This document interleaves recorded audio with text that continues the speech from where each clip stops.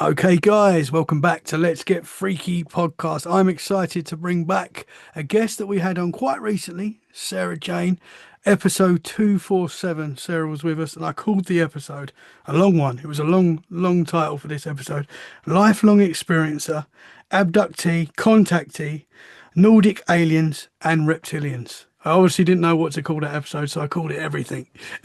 And it was super interesting. I had a lot of great feedback, and I say sometimes that when I put an episode out, often I'll get people messaging me saying they've experienced similar stuff. They might not want to be a guest on the show, but they'll tell me that they can relate to that part, or that relates, that makes sense, and I find that very interesting when that happens. And that happened with your episode. I had a lot of people messaging me saying, "Oh, I really like that episode. I could relate to this and relate to that." So. Yeah, I'm happy to have you back. Welcome back. Thank you. I'm happy to be back.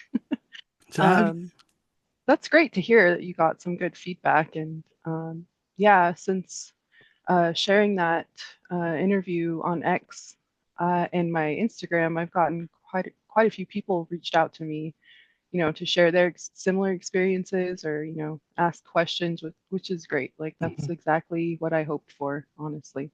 And even the people that want to challenge the thought process, that was also very eye-opening. So that Mhm. was good. Yeah, because you're going to get that. Obviously, you're going to get the positive where you get nice people. You kind of get a community, especially on X. I know we follow each other on X. That's how we first connected. Hmm. And there is a good community on X. You meet some amazing people, but you are also going to get the people that push back and want to argue.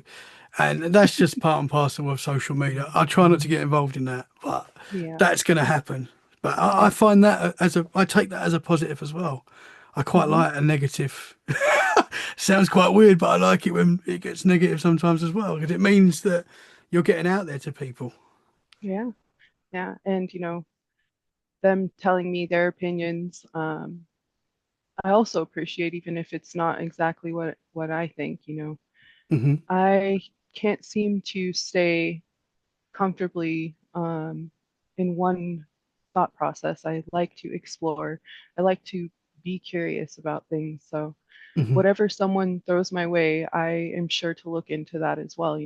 From that type of perspective, it's still really helpful, even if it doesn't lead to a conclusion. Hmm. Like Yeah. who I'd like to meet someone who has come to an actual conclusion and has all Yeah. the answers. I don't think anyone right now on Earth, I mean, I don't know, there might be some, but that, who's got all the answers? I don't think anyone can actually say they've got all the answers. And who can convince someone that they have all the Exactly. answers. Exactly. Yeah. But it's Yeah. good. What I like about you on X as well is like you put a lot of questions out there as well. Like you can really see that you're trying to figure out what is going on with this kind of stuff. And I guess for the people that didn't listen to your first episode, which they really should go back, episode 247, because you really did explain a lot of your experiences, where this started for you, which was very young.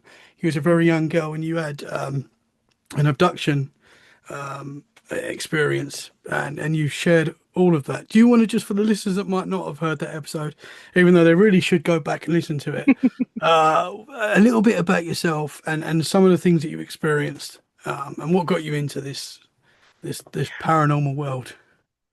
Yeah. So, as you said, I was very young when I had my first contact with what I believe to be an HI. I was 2 years old. And yeah, I remember seeing a being in my home at the time. It wasn't scary. And I don't know if that was because I was too young to, you know, realize that I should be afraid or not, but it just wasn't scary to me. I was actually just kind of really curious. But so yeah, that was the first time I had contact with NHI that I'm aware of. And then I remember receiving my first download of this like strange coding, mathematical information when I was 4 years old. That was through telepathy. And then I remember not not so much seeing beings, but remaining the telepathic communication remaining like constant in my life. And then I had the what I believe, truly believe to be a physical abduction experience. You know, a lot of people talk about abductions in altered states of consciousness, and I um, tend to want to lean towards it being actually physical because I did move from one place to another. And for those of you who haven't listened to the interview, like you said, you might want to go back because I also couldn't find my clothing Hmm. that Yeah, I was wearing before the abduction happened. So that which is leads me which to, is very common that you hear that a lot. yeah, so that kind of leads me to at least want to believe that it was physical, you know. Hmm. So yeah, and ever since then, I've had tons of different types of experiences with NHI, with what people would refer to as ghosts or spirits, you know. Yeah, I mean, Hmm. there's there's so many that I haven't even like spoken to a lot of people about, but I'm like Hmm. beginning to feel a little bit more comfortable talking about it. So Yeah, I feel like the more you talk, the more you share, the easier it mhm. gets. And Yeah, I can't my experiences. I've had quite a lot of experiences, but I would say compared to yourself, they're quite small. You know, I've seen some things and had some experiences, but I don't think I've been abducted or anything like that. I know we don't always know. In right, fact, I right. think Linda Thompson, I had her on the show quite close to the start of Let's Get Freaky, episode 30, around that sort. And she was saying that she believes 1 in 4 people get abducted and don't know it, Yeah, I which mean, that seems like a lot, but I mean, I don't know. no, it. I kind of tend to agree with her because I um have met a lot of people who I've mentioned some of my experiences to, and they're like, you know what? I haven't thought about this in a long time, but there's some weird thing that happened to me too. And like all of a sudden this memory comes back to them and they're talking about all this different stuff that I don't know, it was like buried somewhere in Hmm. their head. Hmm. And you know, Yeah. I think Yeah. I think a lot of people either try to like reason it away and try to explain it with like logical explanation, but then there's something that people have been talking about where it's like they see it, they see like, well, for an example, they see a craft and they know it's not anything that they've ever seen before, like it could be NHI, and then that's it. Like they don't, it's almost like they're something in their mind doesn't want them to think about it. I don't Hmm. know if that's how common that is, but that could be the case too, you know. Hmm. Just something so strange that you have no explanation, so therefore you don't try to venture further thinking Hmm. about it. So Yeah. there you go, put it in the file book, Yeah. lock it Yeah. away. Yeah, I won't think about that. It might be like Yeah. a natural protection that Mm-hmm. some of us just have, you know, because these experiences change everything. You know, when you Yeah. experience, as you know, when you experience something that wild, that paranormal, it changes your worldview. You know, like everything becomes possible then. Yeah, and not even just with like, you know, UFO stuff. It's like even like physical abuse or sexual abuse. Sometimes people, there's like this Hmm. block they put up and they do not remember it. It's just Yeah. a little bit too much. Hmm. Yeah. Yeah. Sometimes abduction cases are very similar to that. You know, Yeah. there are a lot of similarities there. Yeah. hmm Yeah, man. Now, this stuff it's difficult to talk about. So I appreciate you coming on, being so honest and sharing it. And it does help people. You know, not everyone wants to talk about it on podcasts, and that's absolutely fine. But it's definitely helping people where you're coming out and sharing. Yeah, I must admit that your podcast, talking with you and, you know, putting it out there to the world, whoever wants to receive it, really was like therapeutic for me because, you know, for the longest time, I had nobody to talk to about this stuff. I was either crazy or, you know, possessed by the devil, or, you know, all these different things that Hmm. stopped me from feeling comfortable enough to talk about it. So I appreciate it. Oh, you're very welcome. I appreciate you coming on. Did you ever like talk to people like in work scenario or school stuff like that? Could you ever share it with friends, or was it something that you'd wait till you felt comfortable to talk about? I think not anybody in school, but I did have a lot of therapists growing up to, you know, help with my depression and things like that. And I spoke with a lot of therapists about it, and what's strange is I was fully expecting to get the schizophrenic diagnosis, but for some reason I never got it. And so I'm like, okay, so is there Hmm. something they understand, about abductees or something where they're not going to put this schizophrenic label on me? Hmm. Yeah, but I did, like I said before, I really didn't have many people to talk to about it, especially growing up in a religious household. Everybody always seemed to have the answer except me. Hmm. Yeah. So, And you, yeah. was you the only one going through it in your house? I think you might have spoke about this last time, but Yeah, so my family waited until my 33rd birthday to tell me a couple different experiences that they had. Um, my mom kind of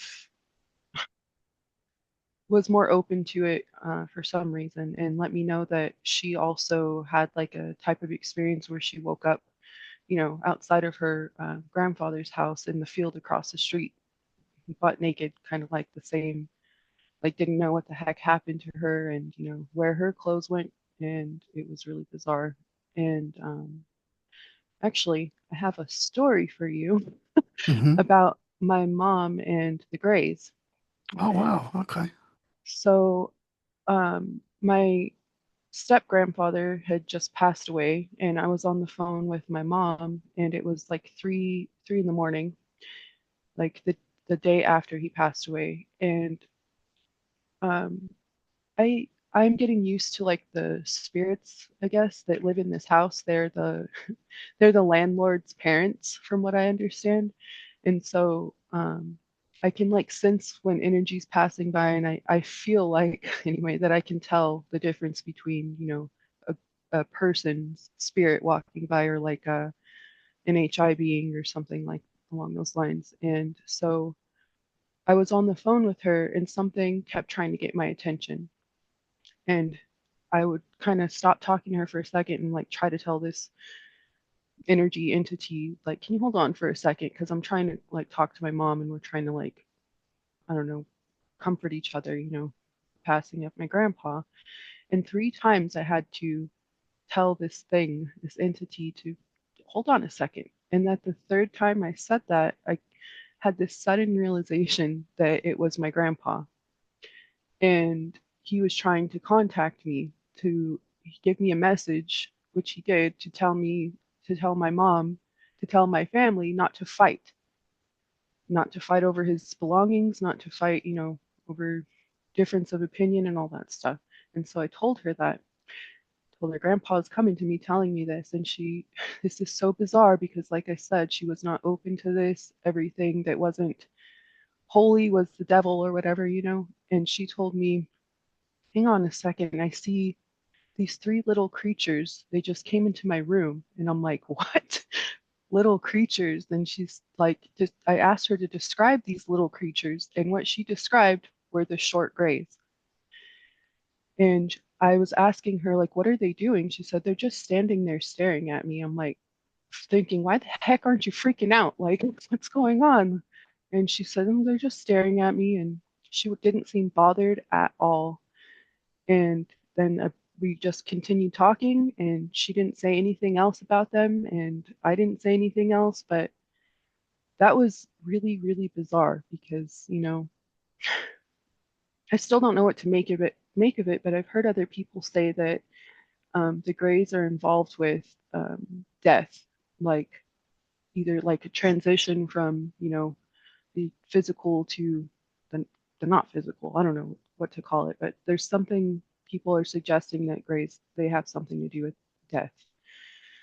I don't know, but I thought that was really interesting that she had an experience with the Greys like that as I'm talking to my grandpa.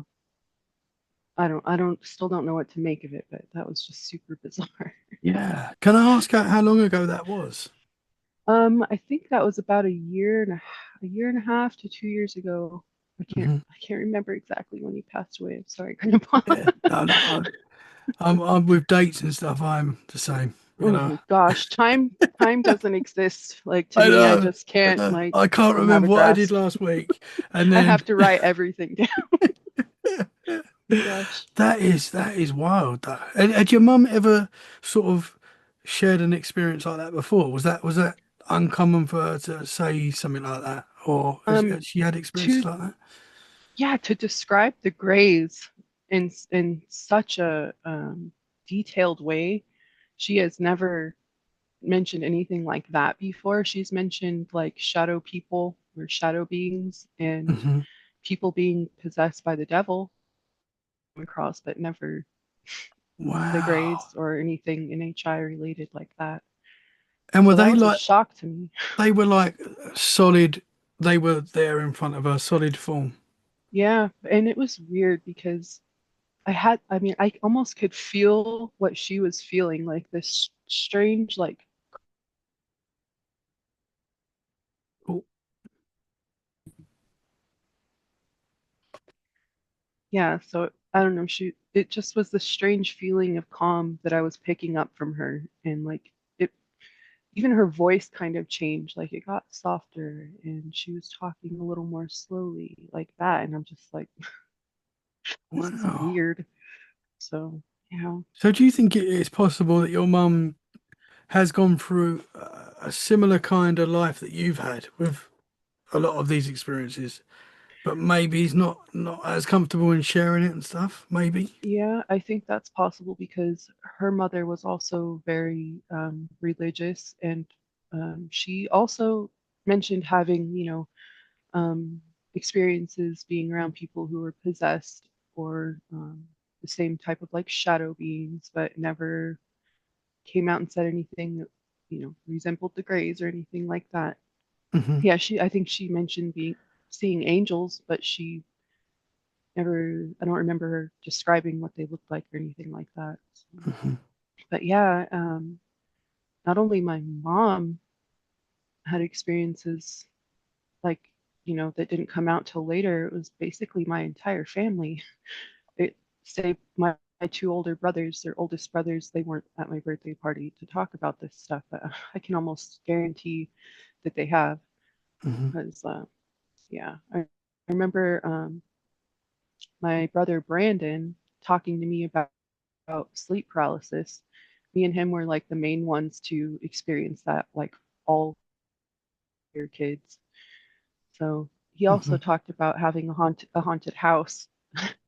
As an Hmm. adult, he bought his own house and he talked about how this scary entity lived in the basement and he ended up moving out because of it. He would wake up to feeling like someone was staring at him and the doors would open and close by themselves and all kinds of mischievous activities. Whoa, yeah.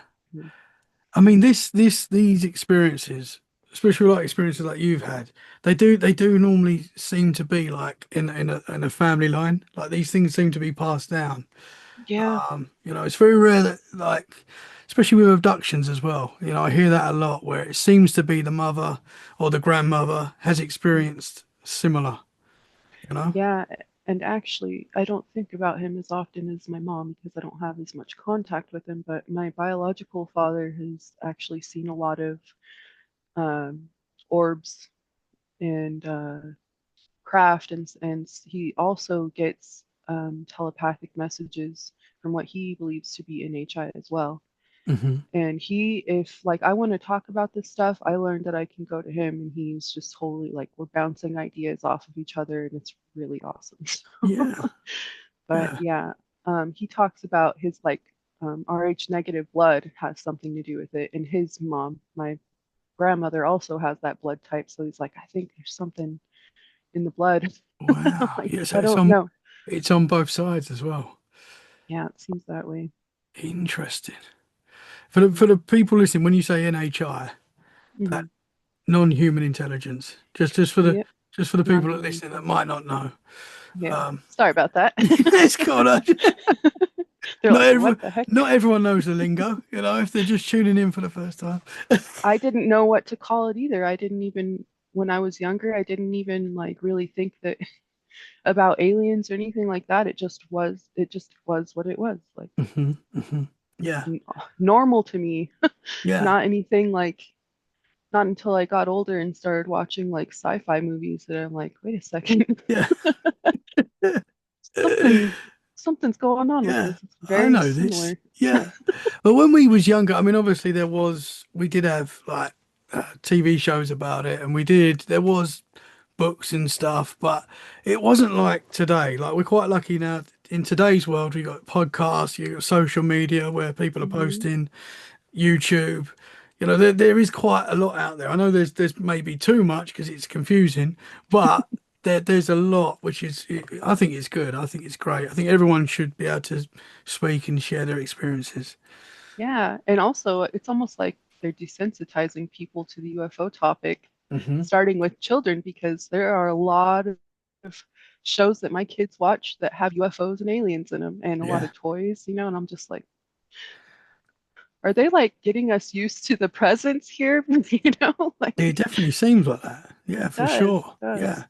I mean, it's very strange how they'll talk about these crafts. I mean, I think even for people that are not into ufology and stuff like that, even for like your average person that doesn't really care about it, it's in the mainstream now so much that even they will say, yeah, there's definitely, we know we've got UFOs, we know they're Hmm. out there. It's so much in our mainstream now as well, which is very interesting.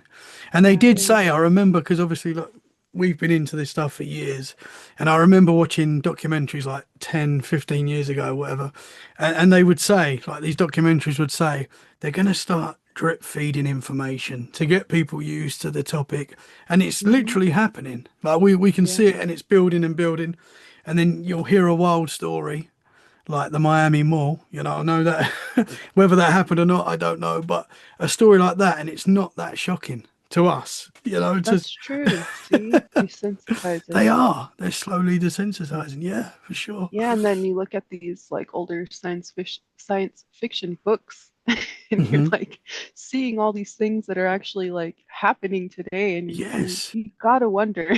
Yeah, like what we're doing right now, how we're communicating. Exactly. You think they sort of told us this was coming. Yeah, it was planted in science fiction books, but it wasn't fiction. Yeah, 100%.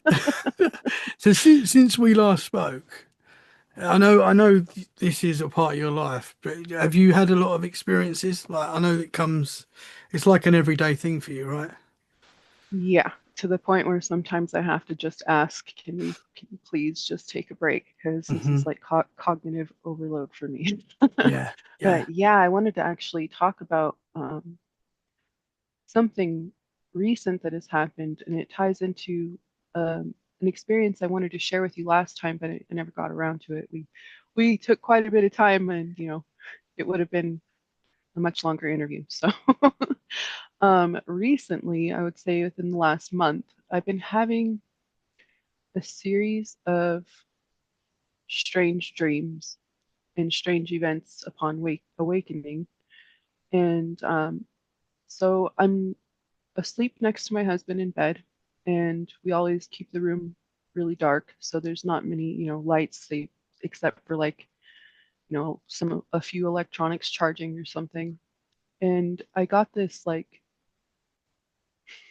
I don't know, this strange, I don't know how to explain it. I woke up and sat straight up in bed and looked over at my husband, and there was this long, skinny, like strip light floating above his head, and I couldn't see if anyone was standing there holding it or not.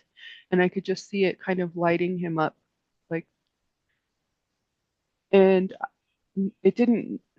I wanted to get up and see what it was and who it was, but I actually instantly ended up going back to sleep instead of getting up.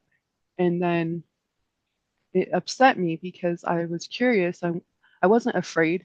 I was just wanting to know what happened. And when I woke up, like I was feeling angry and almost, it sounds kind of ridiculous saying it out loud, but I almost felt jealous. Like he was having this experience and I was being left out of it and like didn't understand what was Interesting. happening. Yeah. And because I'm the one that's used to having, all these freaking experiences and what the hell's going on over here. And so I was kind of asking, like, what that was about. And I got this uh, message that he was kind of being scanned, like observed in a way. And what was weird was when I woke up, it was still like, I want to say it was 4 in the morning. And he sat straight up in bed.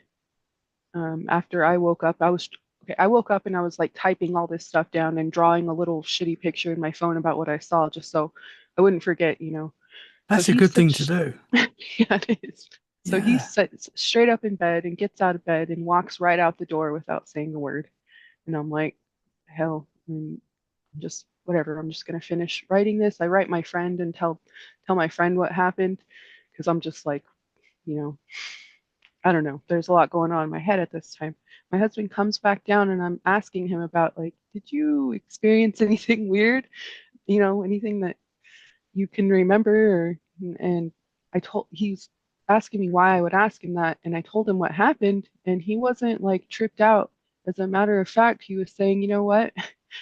I actually feel strangely like refreshed and like awake right now. And I'm like, oh, and this is really weird to me. He starts talking to me about remote viewing and astral projection and telepathy and all these different subjects that he normally doesn't give a crap about. And he's like blowing my mind with all this information flooding from his mouth. And I'm just sitting there like taking it all in, kind of enjoying it, because it's very rare that he talks about this kind of stuff.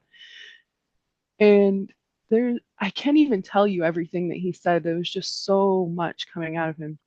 And it lasted for like an hour and a half. And I'm just like, wow, that was kind of awesome. Like, whatever they did to you, that was cool. And Wow.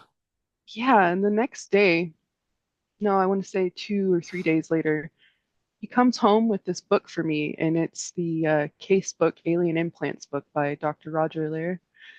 And it has a really good introduction from Whitley Strieber in it. But he does not care about this stuff. But for him to bring this book home to me, and like, it was just really weird. But Wow. um, but yeah, to get back to like strange series of events that happened, the day after he had this like information sharing experience with me, I had to go to my meditation meeting, and we do it through Zoom.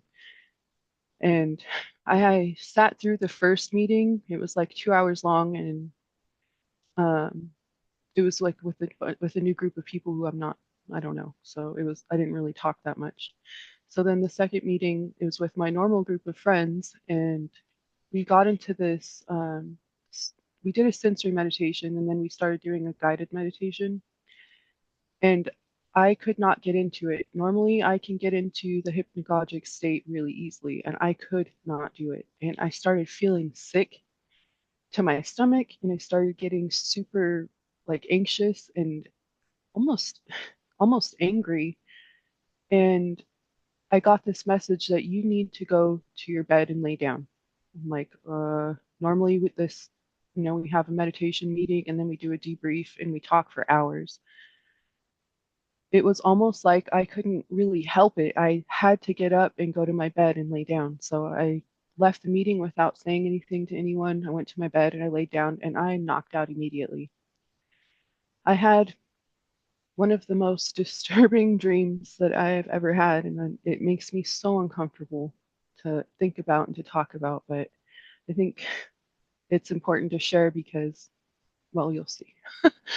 Um, so in this dream, I was standing in a parking lot of a hotel, and I had my baby in my arms, and my husband was next to me. We're talking to each other at the back end of our car, and there's another group of people at their car next to us, and then another group of people across the parking lot. These two groups of people start arguing back and forth with each other, and all of a sudden, um, the group across the parking lot starts shooting at the group next to us, and bullets are flying everywhere. And I'm like, holy shit. I'm like, I got to get out of here. I have the baby in my arms. I turn around and start running. And I'm realizing as I'm running, I left my husband behind, but I have my baby. I'm sorry, husband. Like, sorry. So it's horrible. I start running to the hotel that I can see down the street, and I get to the entrance, and I'm trying to type in this code on the wall, and I can't get the code right. and I turn around, I don't have my baby in my arms anymore, and then it like I start getting confused, like, did I leave my baby there? Did I drop it? Like, what the heck happened? So then I see this guy dressed in like camo gear, um, with an assault rifle coming towards me, and he's like trying to shoot me. I'm like, what the hell? So I start trying to, like Matrix style dodging these bullets.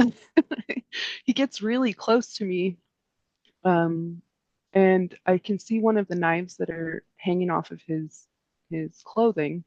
And I grab the knife, and oh, I hate this. I had to, defend myself. I don't know.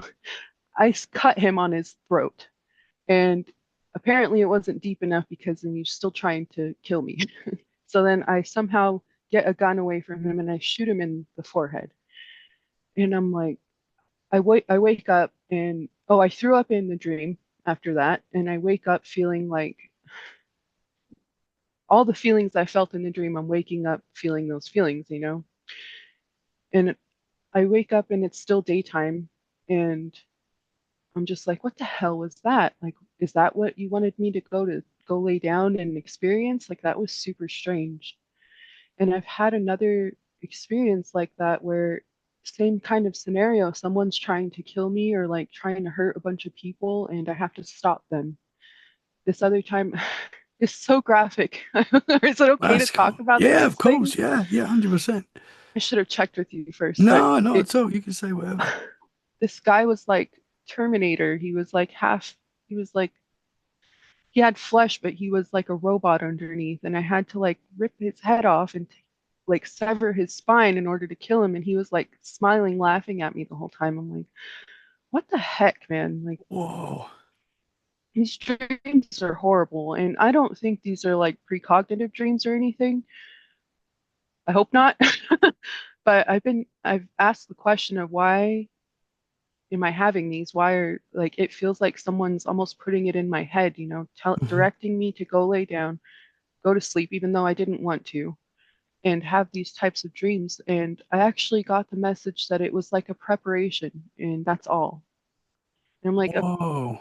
a preparation for what? Because I Hmm. can't imagine ever Yeah, having to do those things. But I don't get it. It would be yeah. nice if other people, could chime in and say I if mean, they've had that. I've had weird dreams like that, and Hmm. and I did have a dream a while back now, but it was such a the way it made me feel was so horrible. It's like stuck with me to now, to this day. Hmm.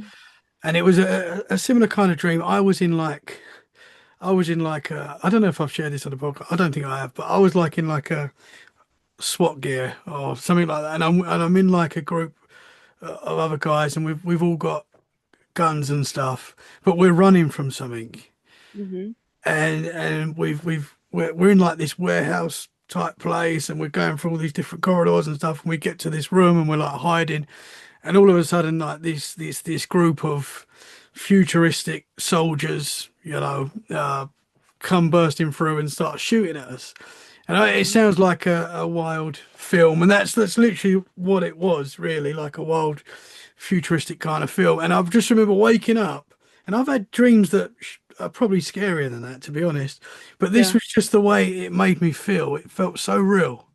And, Yeah. and you do sometimes have dreams where you wake up and you're like, oh, that was a horrible dream. I'm glad that was a dream, but you know it was a dream and you sort of forget about it half an hour later or quicker than that. But then Hmm. sometimes you'll wake up from a dream like you were just explaining, and it's like, I don't know, man, it really affects how you feel. And it felt so real, and Yes. you're like, Yeah. what does that mean? Like, it was that.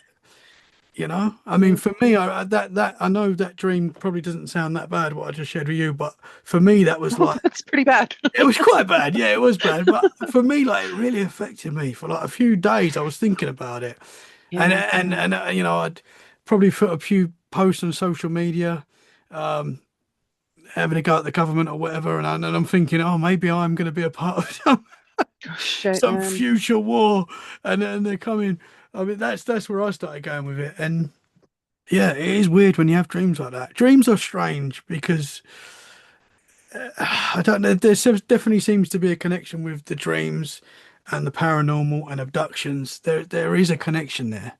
Yes, there most definitely is. Hmm. And I've spoken with a couple of my experiencer friends about these types of dreams, and they're talking about like you're getting hijacked in these altered states of awareness, altered states of consciousness, and it's like they have this theory that your consciousness is being hijacked and you're being used to, you know, um, act out these certain tasks or missions. And I'm like, well, that sounds kind of crazy, but at the same time, a lot of the stuff I say sounds absolutely bonkers, and I still, Not on this everybody show, has it their doesn't. opinion and everything. Not on this But show. like, shit, I mean, it really makes you wonder, especially with, technology and, Hmm. just NHI's technology is obviously far superior, so you got to wonder. And also, I mean, only so much information is, made aware to the public about the types of technology that human beings have. Like, we Hmm. are the last to know, the public, Yeah. who knows? Is it Yeah, possible that, that we're being put in these dream scenarios and these scary dreams that are actually, really producing real fear? Obviously, dreams do produce fear when you're having a nightmare, but these dreams that are like super real, feels like you're living it out for real, you know, are they collecting some sort of energy from that? Maybe. I'm just putting a theory. I don't know, but you know, do they need our fear? That's mm, I don't know. yeah, it's almost like they're trying to figure out what makes you tick, and like, Mm, what means the most to you or what you're capable of in certain scenarios, like, yeah. I don't Have you know. heard of the I'm sure you have the 20 and back, the people that experience the 20 and back. Have you heard of that? Mm-mm. So it's like it's a few people have claimed to have gone through this, and it's again it seems to be connected to the dream state. I've spoken to a few people and heard podcasts, people talking about it, but basically, like a child will go to bed and they will live like 20 years on another planet in a war, and they'll live a life and they'll live that 20 years and it'll feel like 20 years, and then they'll wake up in the morning and it was just like a dream, basically. Oh And that, God, and that that, sounds horrendous. yeah, yeah. But a lot of people, there's a few people that talk about this, and I've probably not given it justice there because I've just given a very brief description of it. But No, there's a few people that have gone through stuff like that, yeah, and that's connected to the dream state. yeah, that's almost like, you know, I mean, that could be a lot of different things, like astral projection, or like they're saying, like, maybe not by choice. Maybe it's like a hijacking of your astral body or something. Yeah, yeah, a Or, hijacking.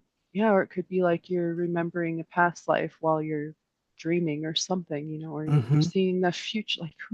Like, I Yeah, wish I could say what it is, but yeah, yeah, I would believe people when they say that, because I mean, from the things that I've experienced, from the things that I've heard, from other people, it almost sounds like anything is possible. 100%. Yeah. Like anything you can think of, you know? Hmm. Hmm. So is your husband, so he wasn't interested in this kind of stuff before that experience where you saw that's strange as No, well. you want to know how uninterested he is? He didn't even listen to the episode where you interviewed me. No, That's how much it doesn't matter to him. that is disgraceful. I don't think he's even listened to any of my YouTube videos either. So, Oh man, that is. so I'm like, so yeah, like you got to imagine how Mhm. blown away I was when he opened his mouth and Yeah, all that stuff came out. that is interesting. Yeah. So was he asleep through that moment when you saw the glowing object above him? Yeah, yeah, he was. He doesn't remember seeing a light or anything, but he just remembers that he felt like fantastic when he woke up. And it was so Wow. weird because normally when he wakes up, he says something to me, but he just went straight out the door. He probably was gone for like 15 minutes and came back, and I don't know what he was doing, but it was like a different version of him. It was so weird. It was Yeah. awesome. It was super weird. You said he was like possibly scanned, which is the sort of That's what I was thinking when you were sort of explaining how it was going up and down. It's like it's scanned. Do you think it could be some sort of download or? Yeah, it's funny you say that because now I'm remembering he actually said that. I feel this is weird because I didn't think he paid attention to the terminology, but he said I actually feel like I got downloads, and then he starts telling me about all kinds of stuff like living on another planet and just it was so weird. Oh, I wish I could have him it next to sounds me. like he needs to come on the podcast as Yeah. well. Yeah, I mean it's me and him have seen a UFO together. He's also, had I don't necessarily want to call it like poltergeist activity, but it could have been. But he's Hmm. totally witnessed it alongside me. We were both laying in bed one night. I think he was playing some games on his phone. I was reading, and he remembers feeling like someone pushed their finger into his forehead like really hard. He was like kind of scared about that. Like I think he's still kind of tripped out about it to this day. That happened years ago. But yeah, he's he's an experiencer, damn it. He is. He Hmm. doesn't Yeah. want to admit that he is, but he is. Yeah. So Interesting. Yeah. You get a lot of people like that. I've got family members like that have definitely had paranormal experiences, but they'll still say, yeah, but it could be this. And it could be. I don't want it could be. to, it's their experience. I don't want to say, but most of the time I'm There's like, the come on, reasoning it away part. come on. You've There's seen a something, ghost. there's a Come on. logical explanation for this. Yeah. Yeah. But it's a ghost. It's a It's ghost. You've yeah. seen a ghost. You've had a paranormal experience. I'm sorry. Yeah. Yep. So your husband, he's still, I'll just ask you this, but he's still into this sort of stuff now. It's changed. No, Oh, he's no, gone back. because now when I try to keep up the conversation. I try to let him know the things that I'm doing, my little research on. Could give a crap. He does Oh, not care. wow.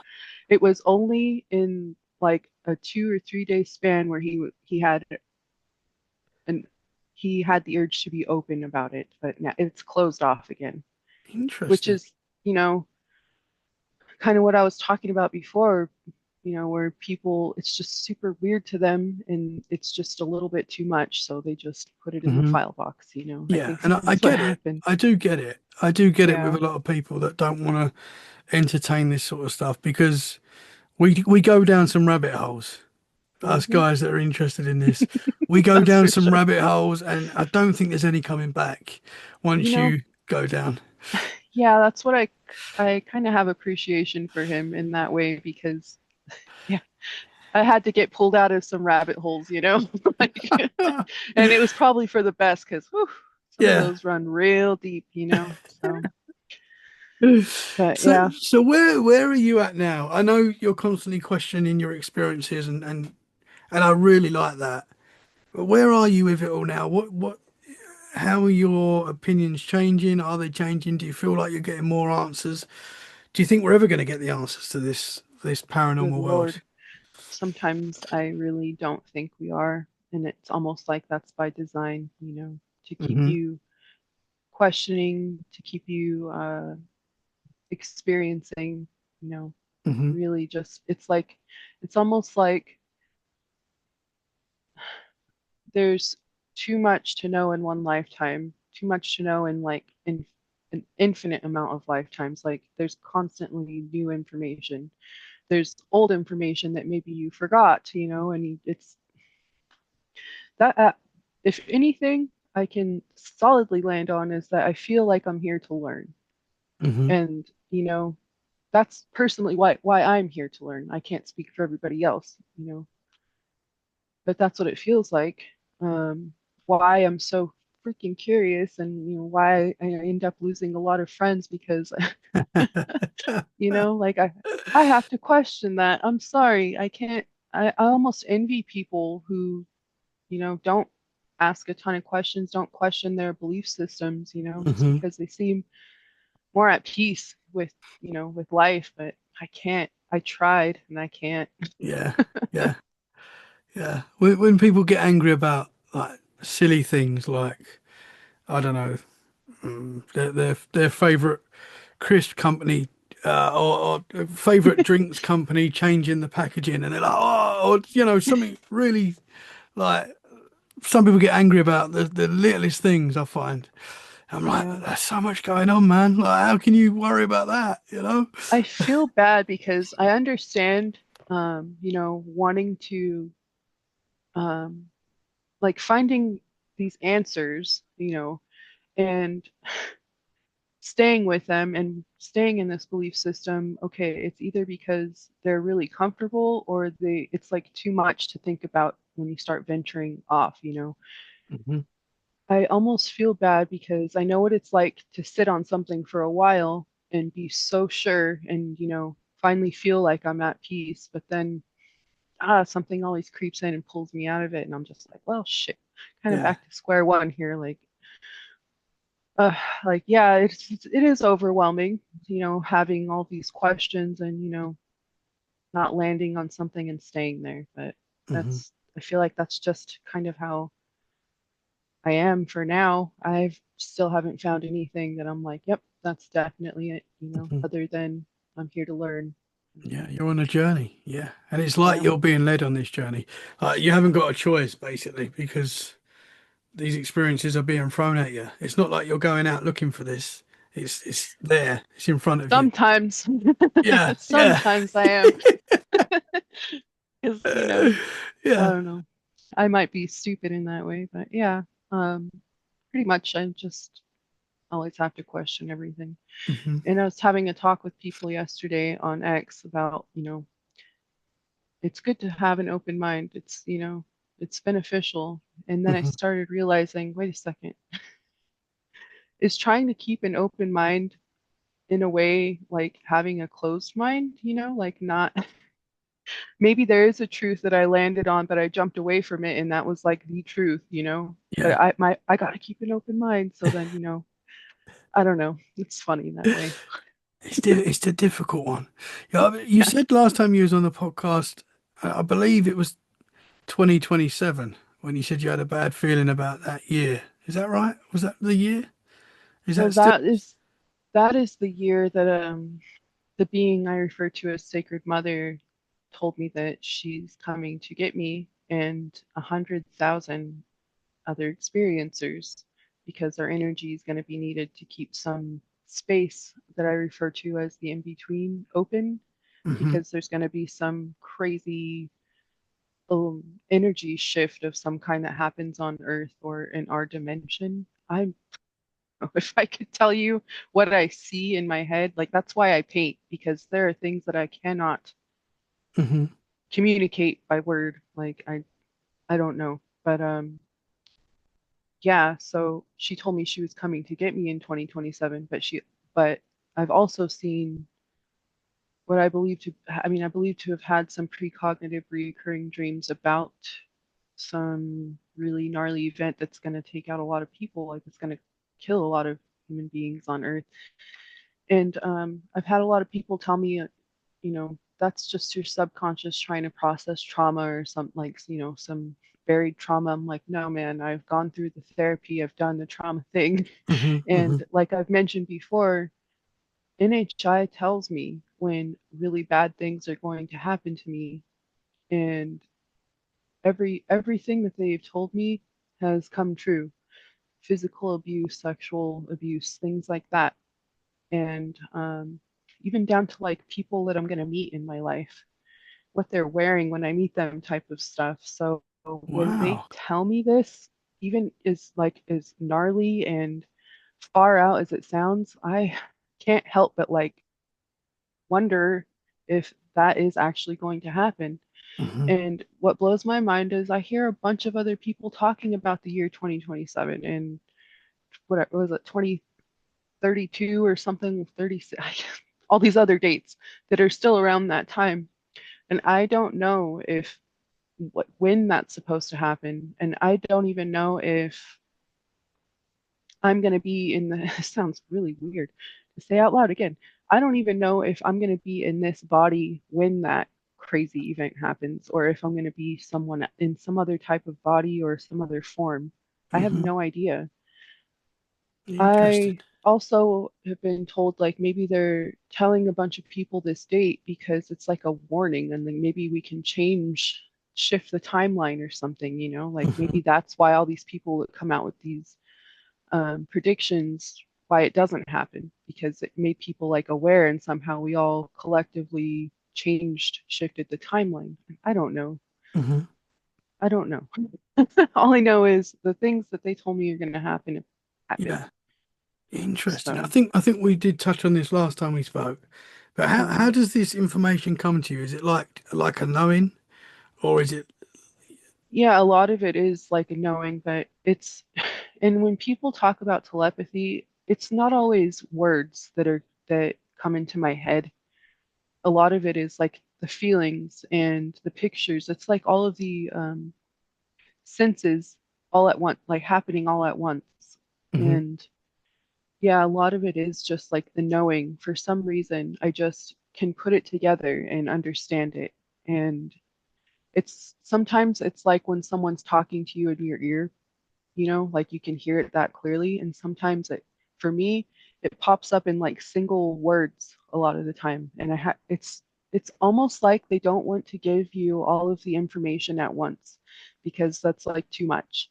So they give you bits and pieces of it, and you somehow know how to put it all together. And you might get it in like a second, you might get it in an hour, a day, a week, a month, Hmm. but eventually it all comes together, to form some cohesive information, So Interesting. yeah, it's hard to explain. Yeah. I hope I explained it Yeah. well enough. Yeah. It's very interesting. I don't know if you've seen recently, and I've only just started listening to it, to be honest. I saw it on Joe Rogan, but the telepathy tapes. Have you seen Yeah, this? a friend introduced me to the Telepathy Tapes podcast. I Hmm. think I only got as far as I think it's called On the Hill. Yes. I haven't Yes. listened to, I feel bad. I haven't listened to all of it I because know. there's I just need so to as much well. there's so much out there. And I think that just for me, I already know that it exists, and it doesn't take away from the fact that it's amazing. Hmm. Not at all, but it's something that I experience all the time. So it wasn't like, completely mind blowing to me. It's like Hmm. that's right. Like, yep, we can do this. Yeah. Good Yeah. to know that someone's, putting this out there for other people who don't experience it or haven't sharpened that ability or haven't received any telepathic messages before. Hmm. That's awesome. People need to know it's possible. Yeah. Yeah. It's But definitely yeah, seems to be a part of.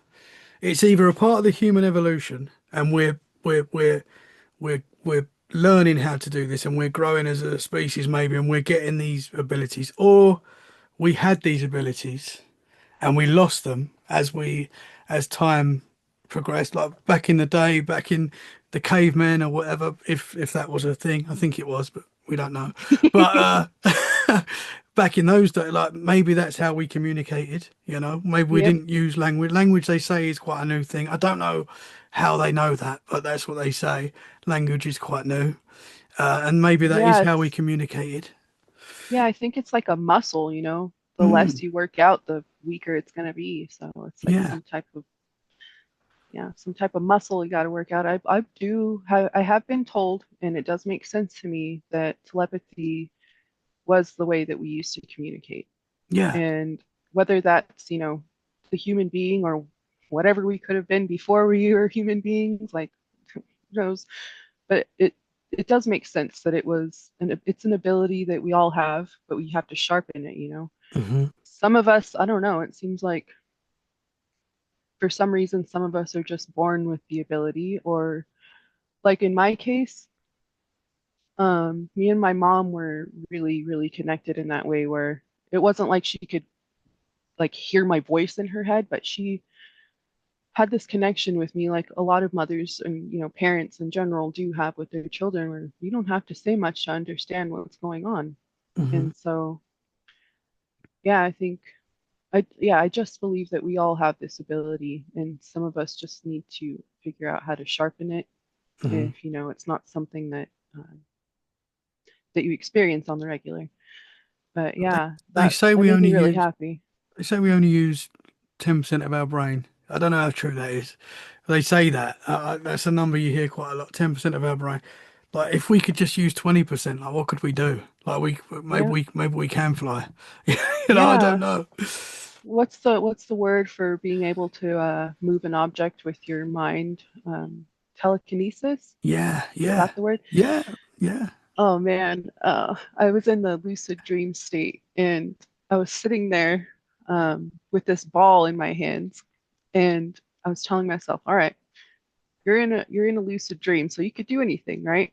I wanted to make this ball float in my hands, and I got it like maybe like this far off my hands, and I was so happy, and I was like trying to concentrate, and then I started thinking, oh, this ball, I wonder how much this ball weighs, or what's it made out of? And it started like my concentration was broke. So then, you know, it stopped floating. So I'm starting to think like maybe that is possible. I've never seen anyone do it that I'm aware of, but I mean, maybe Mhm. that's another muscle you got to work out, like Yeah. directing your energy. We all have, energy fields, and Hmm. Hmm. yeah, some people's energy fields can space really far out and can affect other people, you know what I mean, like, Yeah, so yeah, for sure. Yeah. I think it's possible. It is interesting. Yeah, Hmm. 100%. Now you had some information, I believe, written down that you wanted to share. I don't know if you want to bring Yep. any of that up. I don't know if there's anything. Yeah, there's one experience that I wanted to share on the podcast that I didn't before, but I really wanted to talk about, and this is where I feel like I might lose some friends. No, don't worry about Sorry that. guys, I No. love you all, I'm really sorry, but I have to say it. Okay, so a couple years ago, I was in a restaurant that my family used to go to like every weekend. And I remember getting seated in kind of like I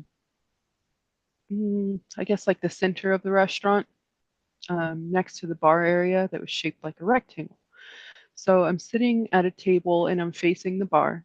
And my husband's sitting to the right. My kids are across from me. Mother-in-law's on the right side of my husband at the end of the table. So I sit down and I look towards the bar and I see these really handsome gentlemen sitting there, and they looked like identical twins, and they're probably in their early 40s, late 40s. And for some some reason, me and these sets of twins kept making some serious eye contact. And I don't know if you can tell, maybe not here, but I'm a really shy person, at least in like a large group of people. I'm not one to go and mingle or like try to make eye contact, but I almost couldn't help looking at these guys. They were Caucasian males with like really blonde hair and blue eyes, which I didn't notice until I got close to them. So they're sitting at the table. We keep exchanging glances, and I'm thinking at first, maybe there's like some type of physical attraction that we're experiencing here. And it kind of got a little awkward because every single time I'd look up, they're in my line of vision, like it's hard to not look straight ahead when you know, anyways, we just kept making eye contact. And eventually it got to a point where I was actually really uncomfortable because every time I'd look up, they'd be looking at me and they would actually have to turn their head to the right to be looking at me. And that kept happening. So something told me to get up and go to the bathroom and just kind of try to break the eye contact for a little bit, get out of that uncomfortable situation. So I went to the bathroom, spent like a couple minutes in there washing my hands and fixing my hair, and I come back out and I have to walk past the bar area, kind of close to where they're sitting, to get back to my table. And as soon as I got maybe like 10, 15 feet away from them, I look up and make eye contact with one of them. And all of a sudden, I like black out completely. And I remember coming to in the back corner of the restaurant, way past where I was sitting at at my table, and I came to in between these two tables with these two families on either side of me, just kind of staring at me like, "What the hell are you? What do you want? Like, what are you doing standing here?" And I'm like, "What the hell?" Like, I do not know where I went because from being at the bar to getting to this back corner, there was nothing. I didn't experience any sensation. I didn't see anything, hear anything, nothing. I didn't feel a damn thing. So I'm like really freaking out, like, what just happened to me? How did I end up here?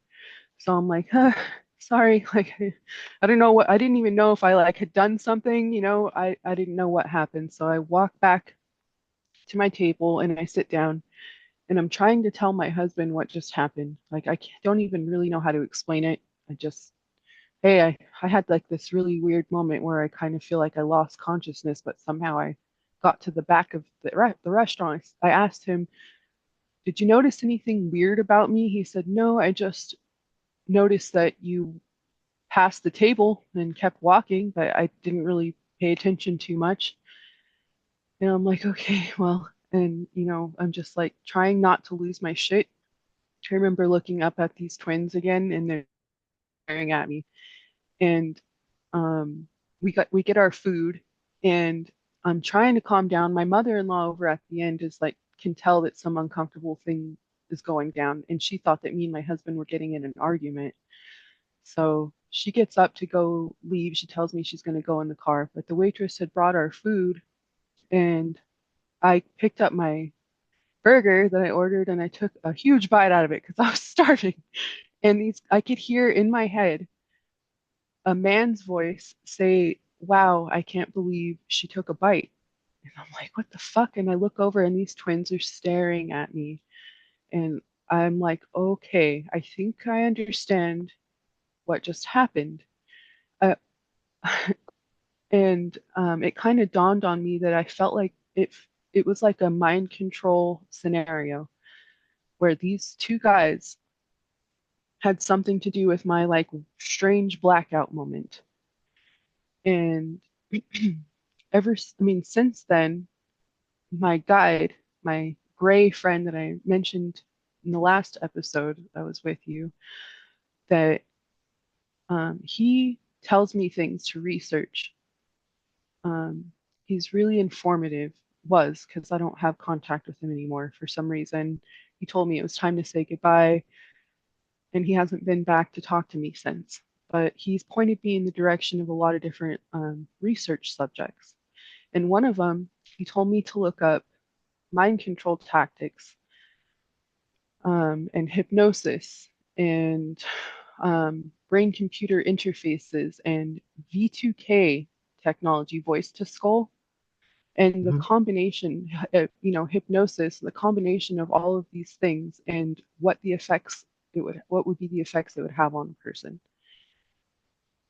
And I'm like, this is where it gets really strange because a lot of abductees talk about having implants, alien implants, and then there's a lot of people who talk about my labs and having implants from those abductions as well, right?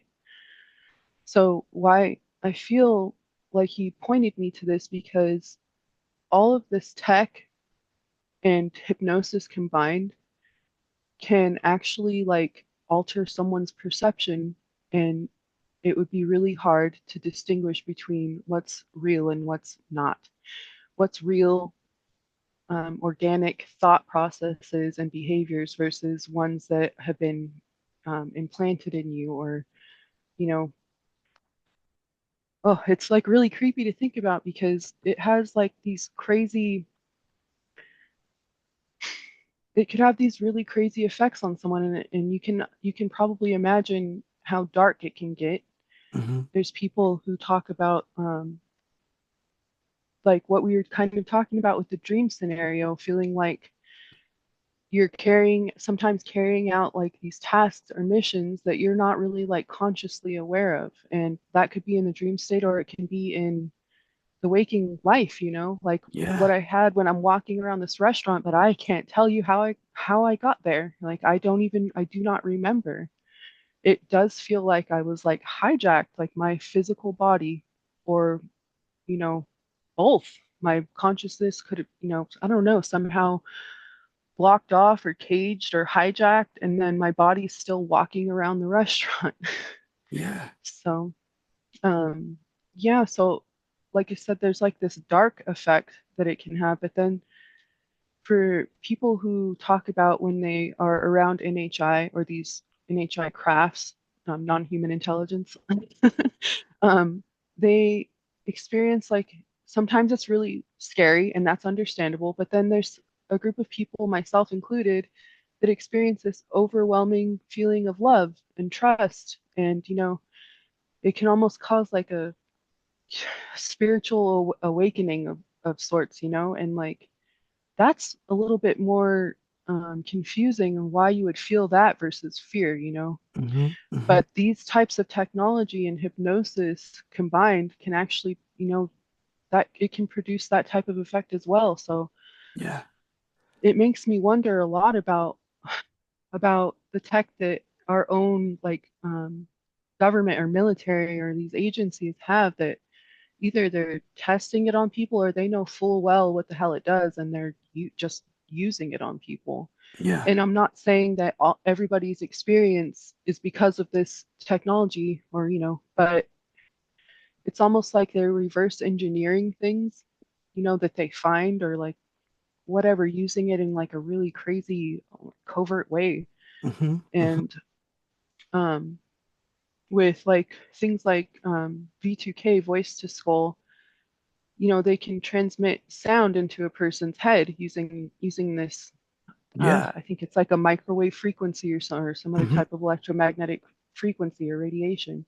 Yeah. And then that's like a one-way communication system, But then we have these brain-computer interfaces, these like implants, and it doesn't have to be in your brain. It's like some other peripheral type of implant, but it's like if you have one and someone else has one, it's almost like it can be like a walkie-talkie, like a two-way communication system, or someone can implant thoughts and memories into your head and make you feel like what they implanted is like real. So it's Hmm. just really strange. And we know that DARPA actually experimented with this for brain to brain communication for soldiers on the battlefield, the silent communication. So, Hmm. man, you gotta wonder, like, I also, I'm not trying, I promise you, I'm not trying to check all the boxes for, being an abductee or anything, but a couple years ago, I was taking a shower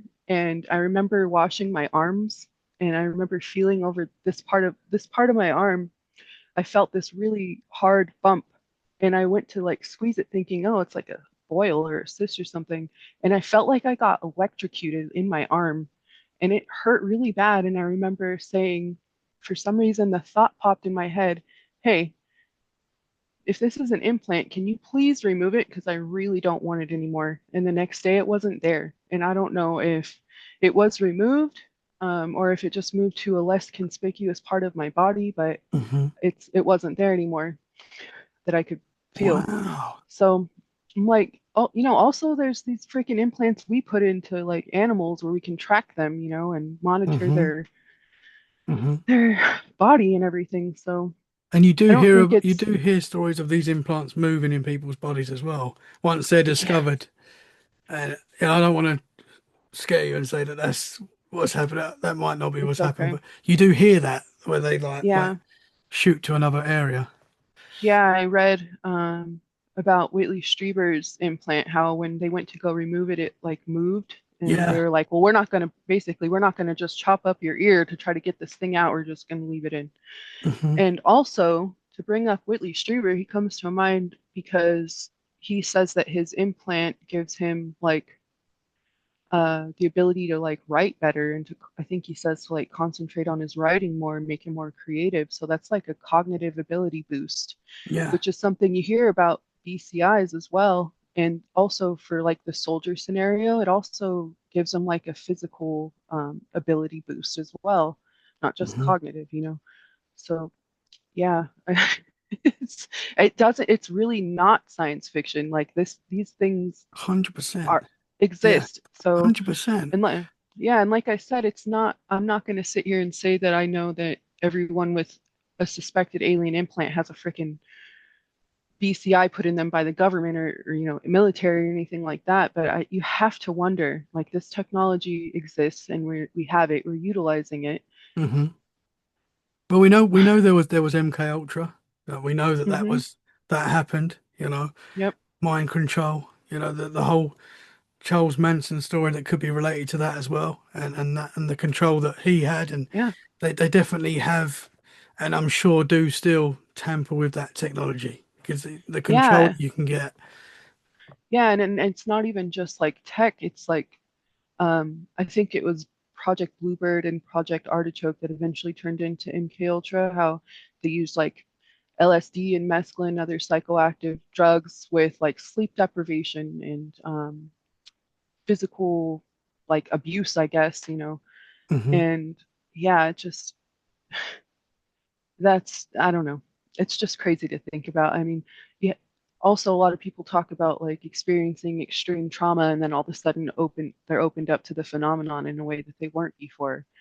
And sometimes people experience telepathy after or just some other type of psi ability, remote viewing or something, just Hmm. it really makes you wonder. Yeah, for Makes sure. me wonder. Yeah. Keeps me up at night. Going back to these two guys that you saw, the blonde hair, blue eyes. I mean that's wild. The fact that you even the fact that these guys were even just identical twins. Well, they were in the same clothing, did you say? Um, they both had like a dark, I think it was like either really dark blue or a black shirt on, but I couldn't tell you if it was like the exact same. Hmm. Oh, also, I forgot to mention when it got really uncomfortable, my mother-in-law left. We didn't end up finishing our food. We boxed it up and we're headed out. I was the last one out of the restaurant and I was like dreading walking by these two guys. I start walking, I'm looking down. I get to the bar. You have to pass the bar to go to the exit. And I get to the bar and they're not there anymore. I go outside fully Whoa, expecting for them to be out there staring me down, but I didn't see them again after that.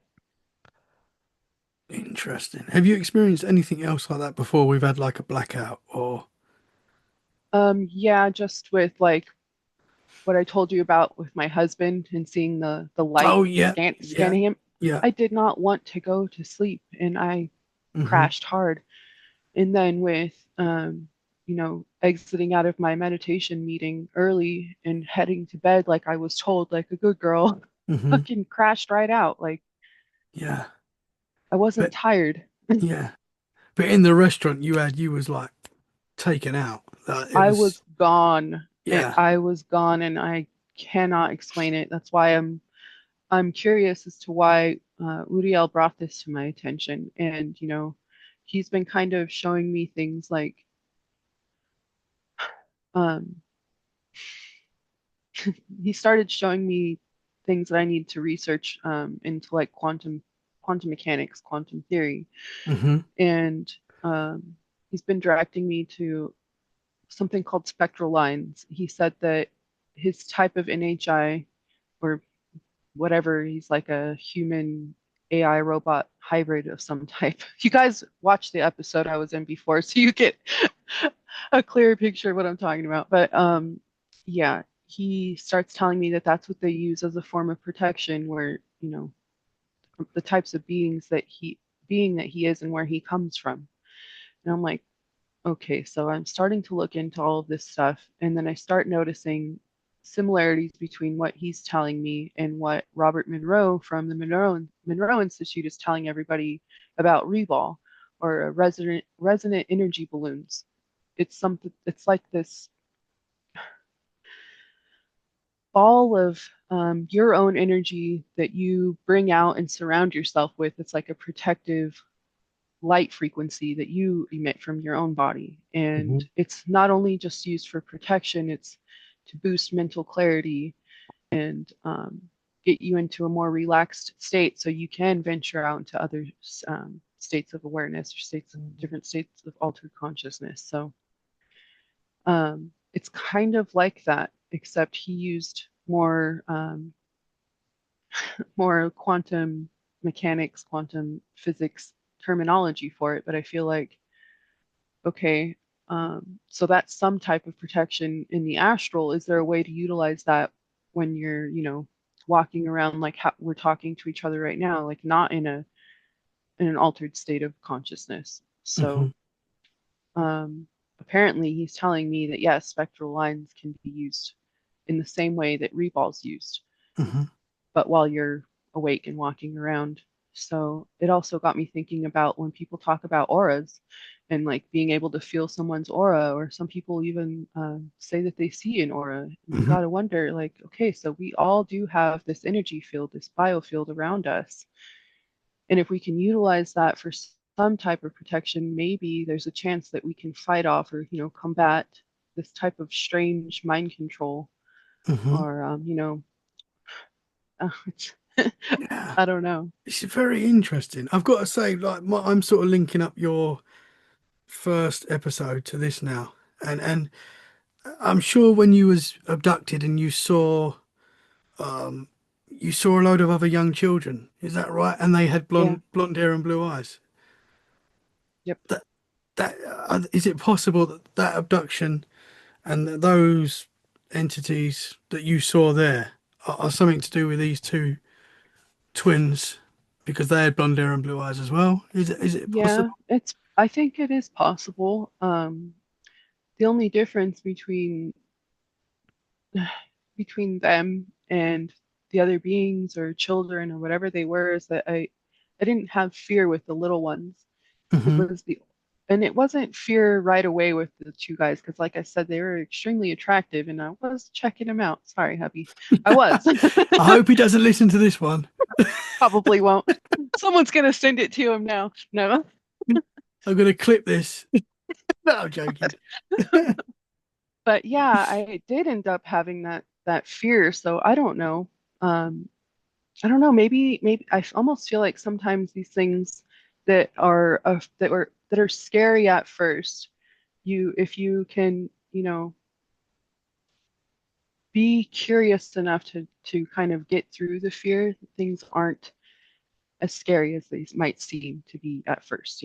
So Hmm. maybe in a strange way, it was like teaching me something, teaching me that or relaying information to me like, hey, this is possible, this kind of stuff happens to people. Here's maybe, if you're curious enough, maybe you can find out why, and like maybe you can find out how to stop it or how to engage with it in a different way.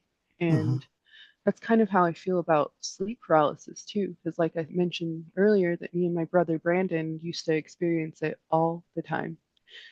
And like every nap, every time you go to sleep at night, um, there's only one instance where I heard like the laughing old woman, like people report like someone sitting on their chest, a witch or something. Hmm. Only one time did I hear laughing while I was in that uh, in sleep paralysis, but other times, um, yeah, I could just hear like what was going on around me in the room. And then there was this one time where I felt like I had an out of body experience, and I had to have been like 9, 10, 11 years old. I was laying on the couch and South Park was on the TV, and I fell asleep with my face in the couch. And I remember being able to look and see the TV. And I was looking at my brother watching TV, and I remember trying to scream to get his attention, and he couldn't hear me. So I'm like, what the fuck? I woke up out of that nap and asked my brother, could you see me? Like, could you see my face? He's like, nope. I'm like, well, was I sleeping with my eyes open? Like, did I turn and look at the T? Because like I could totally see you. And I told him everything that happened in the episode of South Park and like what he was doing, eating popcorn and playing with his hair, like twirling the little curls on his head. I'm like, I can totally tell you everything that I saw, even though my face was in the couch. And so that got me really curious about you know, what is this about? So Hmm. I actually ended up figuring out how to snap out of this sleep paralysis state. And it was by concentrating on moving my pinky, just the tiniest bit of movement, I could snap out of it like instantly. And I Hmm. started doing that over years until I finally got to a point where I didn't have to do that anymore. Like my mind was strong enough to either go deeply into sleep or explore out of body or wake up. So Interesting. I never get in that like sleep paralysis state for too long. It's always just like a quick thing. But you hear a lot of people with abduction experiences where they are paralyzed, and I was paralyzed, and I didn't feel like it was because I was too afraid to move. It was because I could not move. Hmm. So, I'm wondering if something is inducing that state in people that is, what sleep paralysis is. It's just, am I I am I making sense? Yeah, no, for sure, no, for sure. I used to Okay, suffer okay. really bad with sleep paralysis. I Mm, don't. I've had it a couple of times in this house, 4 or 5 times. But where I used to live before, I used to have it like once a week at least. And I can't really remember where it started, but it's felt like something that I've had a lot throughout my life. And I used to think it was like a normal thing, even though it scared the crap out of me every time it happened. I used to think it was like everyone has this, it must be a normal thing. And it wasn't until sort of, looking into this stuff more, and really listening to podcasts and stuff, and you hear other people talking about it, you're like, that's what I had. hmm Basically, I used to, and for me as well, a lot of people say they wake up in the sleep paralysis state. For me, it was I was always trying to sleep. So I don't know mm, if I was or if I was just falling asleep, but it always felt like I was awake trying to sleep, and I would mm, get this like vibration go through my body. And it was a really nice feeling, like a hmm vroom, and it would Yeah, go through me, and that would be nice, and that would be like, oh, I like this feeling, whatever it is, and it used to feel nice, but then you can't move, and that's when I felt like there was an entity in the room. I couldn't look around the room, so hmm it was like more in my mind's eye that I could feel this evil, and again, it's not something that I can say it was definitely this, but it felt like an evil energy trying to attack me. And yeah, in my mind, I used to think this is a witch trying to attack me. That was what I was getting from this thing. It was like, in my mind's eye, I just saw it as like a black mass of energy that was just mm, evil, and in my mind, I was like, this is a witch, and it was yeah. attacking me, and I would break out of the paralysis, and I'd be like, whoa, that was weird. And then I would Did just you ever did you ever come out of the sleep paralysis and then go back, like try to get back to sleep and then fall right back into it? Yeah, I'm sure I've had that. Yeah, yeah, I yeah, hated when that yeah. happened. Because you can feel as I say, that the vibration would come back, and that Yeah. was that was a nice feeling. If it was just that, I could probably lay and just take that vibe because it was a nice feeling. But then you can't move. But then I started when I got that feeling, the vibration. Like after like knowing what it was, then it wasn't nice. Then it was like, oh no, I've got to snap out of this. It happens Oh. so often, and it has happened in this house, but it's quite Mm. rare, and it's different. It's a different. It wasn't that black mass that was attacking me, and again, I don't know. I know it's very. It's hard to say what it is. Some people say it's a natural thing. Some people Yeah. say it's paranormal. I think I lean towards it being more of a spiritual attack. That's my opinion.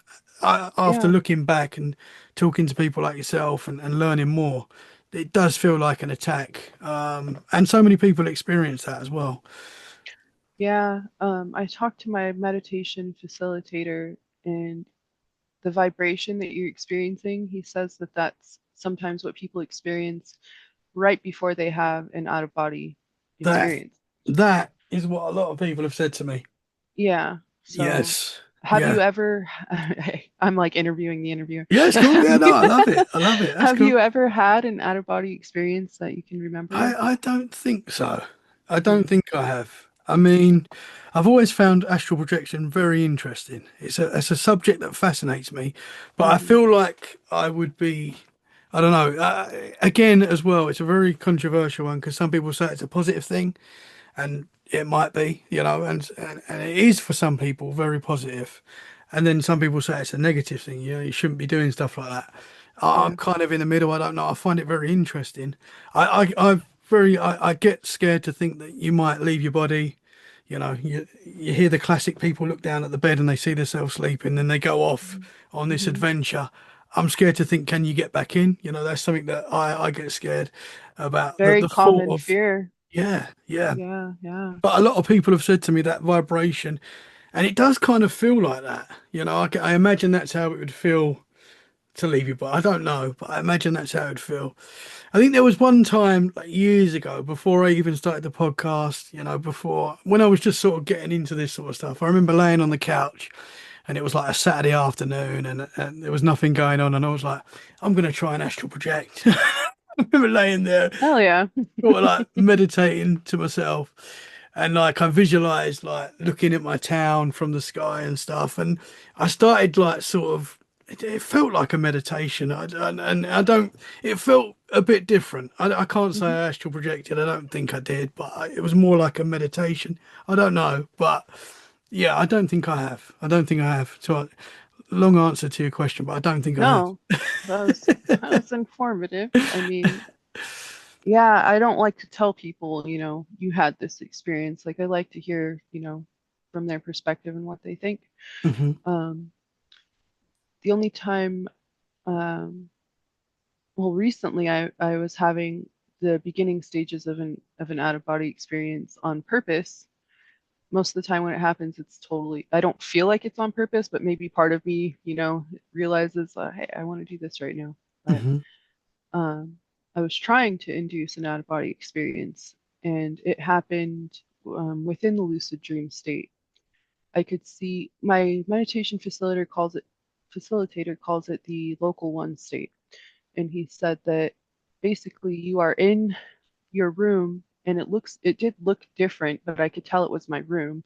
The walls were blank, but like I said, I could tell I was in an altered state of consciousness, like the lucid dream state.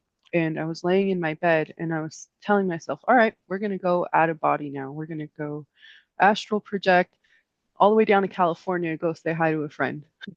My body started vibrating so crazy.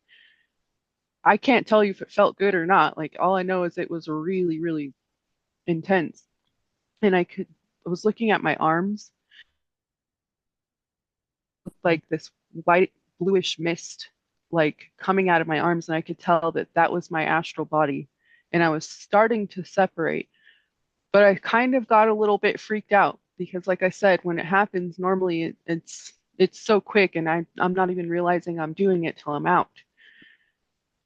And it freaked me out because I had never seen that, like the astral body, my own astral body before like that. So I snapped right back Wow. into my body and I woke up. But I know what the vibration feels like that you're talking about because, yeah, that's why I brought up out of body experiences because that was like the first, I don't know what it is, but that's like the first step out of your body is this really high vibration. Like, it's like your Interesting. energy coming out of your pores almost, just like tingly, like, Yeah. Yeah, yeah, yeah. That's and exactly it. I mean, yeah. the scary thought for me is that when that happened, like straight after, obviously that evil entity was there, feeling like it was attacking me, you know. Hmm. Um, and I'd be swearing at this thing, saying, like all sorts. And the only scary thought is that that was waiting for me wherever this was, you know. I don't know, but that's the scary side. I don't want to tell you yes or no, but like Mhm. I said, if you think that, then maybe that is the case. Like nobody Yeah, can tell you, you yeah. know, what you experienced. I know. My mum has experienced. I don't think she'll mind me Mhm, saying. I know she's experienced like where she thinks she's been out of body and stuff, mhm. and been able to fly around and things, and I think my uncle had an experience as well. I don't know if he. I won't go too much into his experience. I don't know if he wants me to share it, but I know Sure. I'm sure he did as well. I mean, I like the thought that you could probably leave your body and go to Egypt, and walk around or walk around New York. I'd like to be able to do that. I think that would be really cool. My But favorite is going to the bottom of the ocean, being yeah, able to not have to worry about breathing underwater. have you done that? Have you done some of that? Yes. Yeah. Wow. Yeah, it was pretty rad. And when you do that, do you think you're actually there, or do you think it's like your spiritual body's there? What do you think it is? Well, I know that when I do it on purpose, it's through like getting into the meditative mindset and, um, really trying to not pay attention to like intrusive thoughts and get yourself into like this peaceful state of mind and kind of just you either come with an objective or you just like freestyle it and see where you go. Hmm. My favorite is to freestyle because I there's either a part of me that knows where I want to explore or some other entity or force kind of navigating where I go. So it's always the most interesting when I just kind of freestyle it. But yeah, that's why I'm really, really interested in meditation. And it definitely feels like um, I'm out of my body. I'm not aware of my physical body. I can't feel myself breathing. I can't hear anything around me or see, my senses are gone. I can just see basically. Hmm. And so it feels very different from like having a dream, even having like a lucid dream. Like you talk about the knowing, and it is this knowing that it is different. And I don't know how I can relay that to anybody who doesn't know what the knowing is. Hmm. It's just a So feeling, yeah, a feeling and a knowing. yeah, Man, Sarah, we've gone everywhere tonight. we really have. But it's We been really have. super interesting, and I think hopefully that people can relate to this and it helps them. Obviously, I don't think we've answered any questions tonight, but we've certainly Probably put more we've questions probably in the yeah. people's There's probably heads. more rabbit holes to go down now. You're welcome. No, just kidding. Have you got any other experiences you'd like to share, or is there anything else you wanted to chat tonight? Or you're always welcome back to talk more. Because as I said to you last time, the journey that you're on right now is definitely nowhere near. It's just the beginning. It's only you're only just getting started, really, and Yeah. it seems these experiences are going to continue. What those two guys were, I mean, the two They twins. looked human enough, but this just, Hmm. obviously I have no way of proving any of that, but I just know from my own experience, and I feel like there's something different about those guys. And I don't know if it was their own like psi ability or if they had some type of technology or were using hypnosis because, I got close enough to them where we could totally make eye contact. I could see that their eyes were blue and then I Hmm. black out. Was that some type of hypnotic state that they put me in? Hmm. And, I have no idea. I've never been purposely hypnotized before, so Hmm. I really don't know. So Yeah. yeah, it does raise a lot more questions, but I still think it's important for people to share their experiences because we are never going to get to the bottom of anything if nobody talks about it and nobody tries to find commonalities. Hmm. Put your differences aside, try your hardest not to try to push your belief system on people, but give them a chance to speak, Hmm. and see what you guys can come up with because so far, just from being on your podcast and having my experiences put out there, it's not just about finding information. It's like these connections, these new friendships, and, even with people that I never thought I'd be friends with, like total skeptic debunker people. All of a Hmm. sudden, they're like, we're friends. So there's something positive that can come out of it. And like I said before, it's also extremely therapeutic to be able to talk about it. So, Hmm. for those of you listening, this is a safe space. You can come to Tommy and you can 100%. share your experiences. And I guarantee there's going to be someone that shares the same or very similar experience as you, and they would like to talk to Yeah. Well, thank you very much, Sarah. That feels like a you. good note to end it on. So thank you. Thank you very Thank you. much. I know this is not the last time you're going to be back on it. I'd love to get you back on here. As long as you're happy to come back and talk more. Of course. There's definitely more we can talk about and more rabbit holes we can go down. That is for Yes, sure. But for the that's for the right. listeners, can you tell them the best place to find you if anyone wants to reach out to you and maybe they've had similar experiences that makes more sense to them now hearing you talk, and is there a place where they can get hold of you? Yeah, I am super active on X, Twitter, if you guys want to reach me there, it's I believe it's Sarah 051525. You can find me there. I'm super open to talking. You just send me a message if you don't want your stuff out in the public. And I promise you, I'm not going to go tell everybody your experiences. I'm genuinely curious. I'd like to compare notes and see where it can take us. So, yep. Awesome. Well, I will share your links in the show description so people can go to you right now. Sarah, thank you so much. Keep Thank you, keep Tommy. doing what you're doing. It's fantastic, and thank you so much for being so open and coming on the podcast and sharing. I really do appreciate it. Thank you very much. Thanks for having me. Have a good rest of your day. It's yeah, the day's done. Oh, shoot. It's the Well, next thank day. you. It's the Thank next you for day. giving me It's the your next time. I day. appreciate it. No, no, Get some sleep, Tommy. I live on American time. I am I'm in another dimension. Oh my gosh. But thank you so much, guys. Thank you so much for listening. We hope you've enjoyed this episode. If you have, share it where you can. That is a great way to support us. And if you want to reach us, you can talk to me and Sarah. We're both very open. If you want to share any of your experiences, you haven't even got to come on the podcast. You know, you're all welcome. But thank you very much. And we'll be back very soon for more freaky conversations. In the meantime, stay safe and keep it freaky. Thank you. Thank you very much, Sarah. Speak to you soon. Thank you. All right. Bye bye.